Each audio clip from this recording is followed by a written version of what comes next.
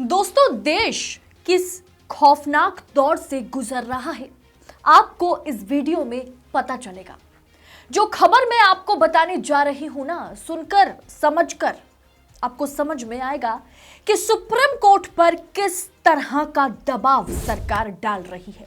जब मैं इस पर अपनी स्टोरी तैयार कर रही थी तब तक खबर थी कि सुप्रीम कोर्ट ने केंद्र पर डंडा चलाया, लेकिन अब जब मैं आपके सामने इस खबर को बताने के लिए बैठी तो खबर आती है कि सुप्रीम कोर्ट को सरकार से डांट पड़ रही है, जिसके चलते जिस मामले में सुप्रीम कोर्ट ने केंद्र को फटकारा, उसी मामले को महज कुछ ही घंटों में डिसॉल्व करना पड़ गया। देश की न्यायपालिका पर किस प्रकार का प्रेशर है, पॉलिटिकल दबाव है, आपको मैं इस वीडियो में बताऊंगी, तो वीडियो को अंत तक जरूर देखिएगा। नमस्कार, स्वागत है आपका देश नीति पर।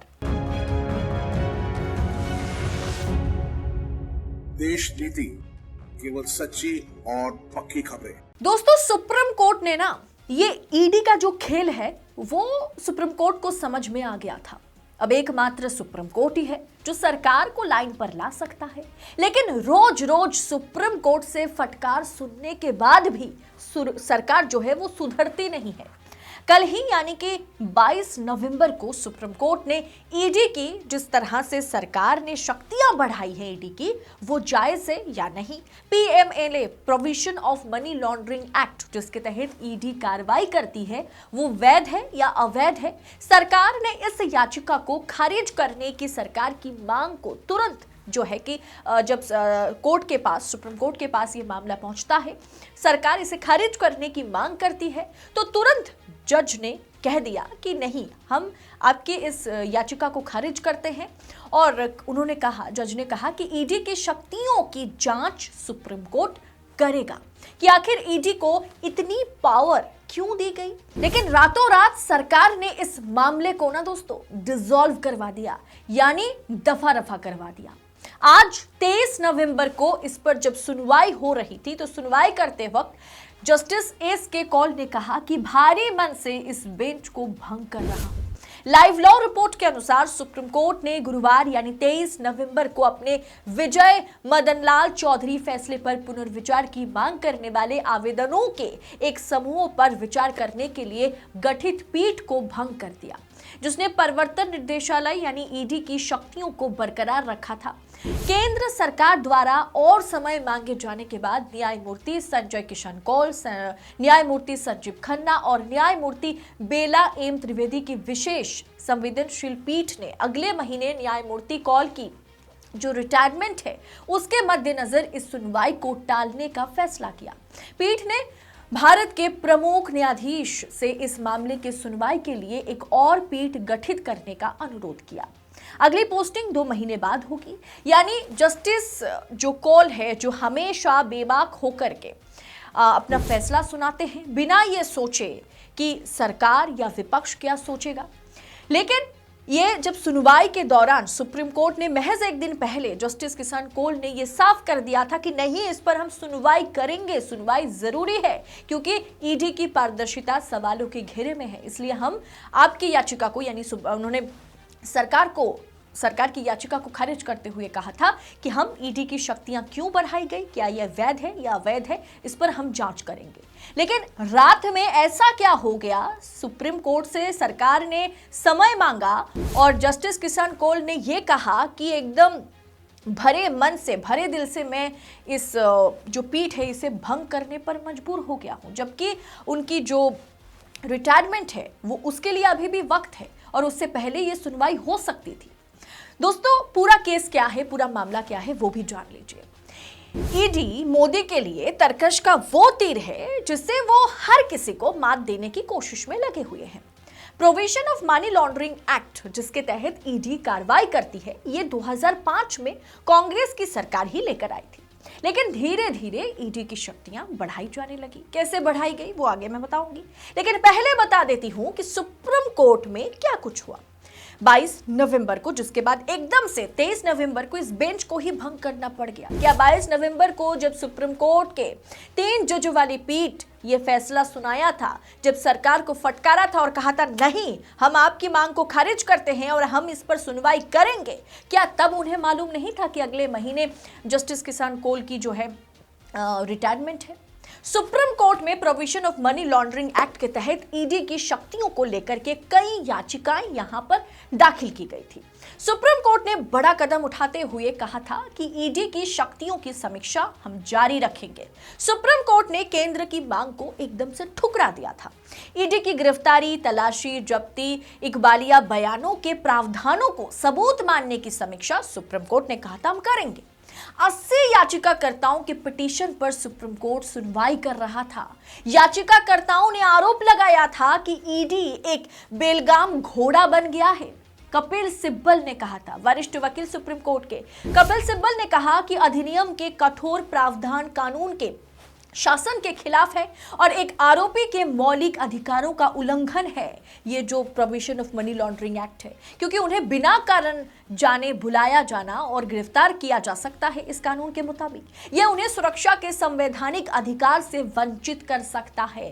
सिब्बल ने कहा था कि ईडी एक बेलगाम घोड़ा बन गया है और ये कहीं भी जा सकता है। उन्होंने 2022 के फैसले में विभिन्न खामियों की भी जो है उन्होंने जिक्र करते हुए कहा था अदालत ने अधिनियम के सभी कड़े प्रावधानों को बरकरार रखा था। दोस्तों, बात को समझने की जरूरत है कि जब 2005 में कांग्रेस की सरकार ही इस कानून को PMLA provision of money laundering act को लेकर के आती है, तो बीजेपी सरकार में इतना बवाल क्यों है इस मामले को लेकर के? बवाल इसलिए है क्योंकि 2020 में मोदी सरकार ने सीबीआई और एनआईए से भी ज्यादा पावर ईडी को दे दी। 8 राज्य ने सीबीआई को अपने राज्य में बिना परमिशन घुसने से रोक दिया था, जिसमें पंजाब, राजस्थान, पश्चिम बंगाल, महाराष्ट्र, छत्तीसगढ़, केरल, मिजोरम जैसे राज्य शामिल थे, मतलब सभी विपक्ष शासित राज्य। साफ है कि Delhi police special establishment act 1946 के तहत बनी सीबीआई को किसी भी राज्य में घुसने के लिए राज्य सरकार की अनुमति जरूरी है। लेकिन दोनों से उलट जो है केंद्र सरकार ने ईडी की शक्तियां बढ़ा दी। दोनों के उलट यानी एनआईए और सीबीआई के उलट ईडी केंद्र सरकार की इकलौती जांच एजेंसी बन गई 2020 के बाद, जिसे मनी लॉन्ड्रिंग के मामलों में नेताओं, अफसरों को तलब करने या उन पर मुकदमा चलाने के लिए सरकार की अनुमति की भी जरूरत नहीं है, कुछ भी जरूरत नहीं है।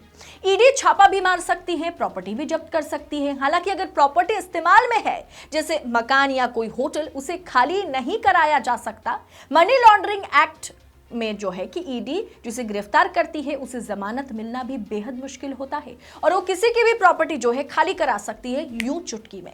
इस कानून के तहत जांच करने वाले अफसर के सामने दिए गए बयान को कोर्ट सबूत मानता है, जबकि बाकी कानूनों के तहत ऐसे बयान की अदालत में कोई वैल्यू नहीं होती। फिर 2023 मार्च महीने में कहीं ना कहीं हो सकता है कि 2024 को मद्देनजर रखते हुए सरकार ने ईडी के शिकंजे में पूर्व सेना ऑफिसर्स और पूर्व जजेस को भी डाल दिया। और जिस तरह से ईडी की शक्तियां बढ़ाई जाने लगी और जिस तरह से सारे विपक्षी नेताओं पर शिकंजा कसा गया, इसे देखते हुए 80 पिटीशनर्स ने जो है सुप्रीम कोर्ट में अर्जी दाखिल की कि ईडी के पास जो शक्तियां हैं, बीजेपी सरकार जिस तरह से ईडी की शक्तियां बढ़ाई हैं, उस पर जो है कार्रवाई जरूरी है। सुप्रीम कोर्ट ने भी माना कि हाँ, हम इस पर कार्रवाई करेंगे क्योंकि ये ईडी की निष्पक्षता और पारदर्शिता की बात है, लोकतांत्रिक ढांचे की बात है कि इस तरह से एक एजेंसी के पास इतनी शक्तियां दी गई जो जिसे मर्जी जब मर्जी उठा सकती है, तलब कर सकती है, गिरफ्तार कर सकती है। लेकिन ऐसा क्या हो गया कि रातों रात महज एक दिन में भी नहीं 12 घंटे में जो है सुप्रीम कोर्ट अपने फैसले से मुकर जाता है और सुप्रीम कोर्ट जो पीठ बनाती है उसे ही वो भंग कर देता है। सुप्रीम कोर्ट इस पर जांच करना चाहता था। सरकार खूब अर्जी लेकर के गई थी 22 नवंबर को इस मामले को खत्म करने के लिए। सुप्रीम कोर्ट ने इस मामले को खत्म करने से इनकार कर दिया 22 नवंबर को। सुप्रीम कोर्ट ने कहा कि ईडी के पास जो शक्तियां हैं उसकी जांच हम करेंगे।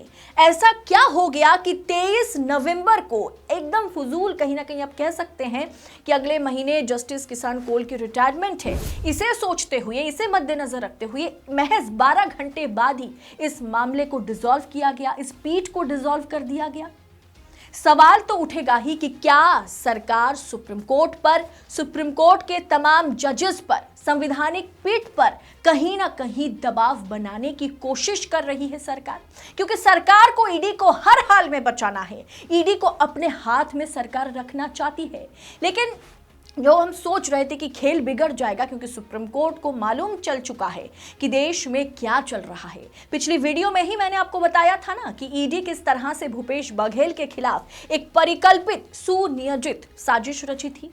असीम दास जो मुख्य आरोपी हैं, उन्होंने ईडी डायरेक्टर को बकायदा 10 पेज का चिट्ठी लिखा है और कहा है कि मुझसे ईडी अधिकारियों ने जबरदस्ती साइन कराए। मैंने ना तो भूपेश बघेल को पैसा देने के लिए मैं पैसा लिया था और ना ही कहीं पर भूपेश बघेल शामिल थे। लेकिन अब हमने देखा कि किस तरह से ईडी पर कोई आंच ना आ जाए, इसके लिए कहीं ना कहीं सुप्रीम कोर्ट में जो पीठ को बनाया गया था, जो इस पर फैसला लेने वाली थी, जो इस पर सुनवाई कर रही थी, उस पीठ को खुद जस्टिस किशन कौल ये कहते हुए डिसॉल्व कर रहे थे कि भारी मन से, यानी फुल हार्टेड होके हम इसे डिसॉल्व कर रहे हैं।